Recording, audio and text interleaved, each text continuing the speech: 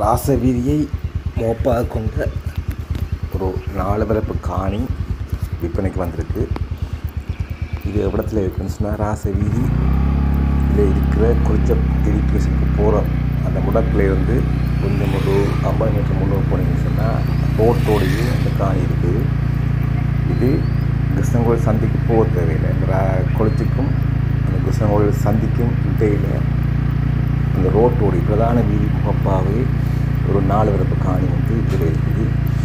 இது சைட்டாலையும் ஒரு ஒழுங்கு வந்து போகுது. அதையும் இந்த காணிக்கு பங்கான ஒழுங்கு தான்.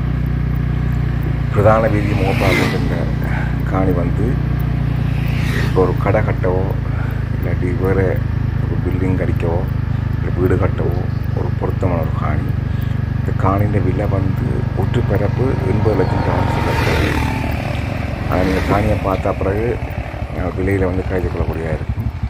நம்ம காணி பிடிச்சிருந்தா இல்லை காணியை வாங்கணுமா இருந்தால் நம்ம ஸ்க்ரீனில் தெரிகிற அந்த ஃபோன் நம்பரை தொடர்பு கொண்டால் ஒரு காணியை காட்டி நேரடியாகவே உரிமையாளரோட வந்து விலையில் நீங்கள் பேரம் பேசி பெற்றுக்கொள்ளக்கூடியதாக இருக்கும்.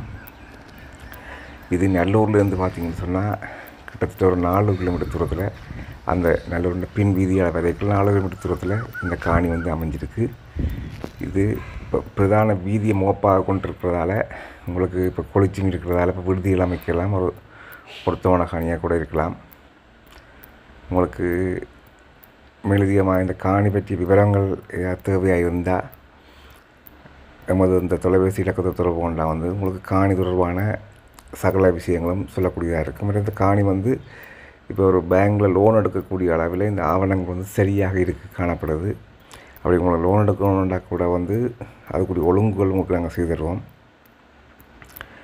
மேலதிக விவரங்களில் வந்து நேரில் கற்றுக்கொள்ளக்கூடிய ஒரு பரப்பின் விலை தான் 80 லட்சம். மொத்தம் 4 பரப்பு இந்த காணியில் இந்த இடத்துல வந்து 4 பரப்பு காணி இருக்குது. மொத்தம் வந்து 3,20 லட்சம்.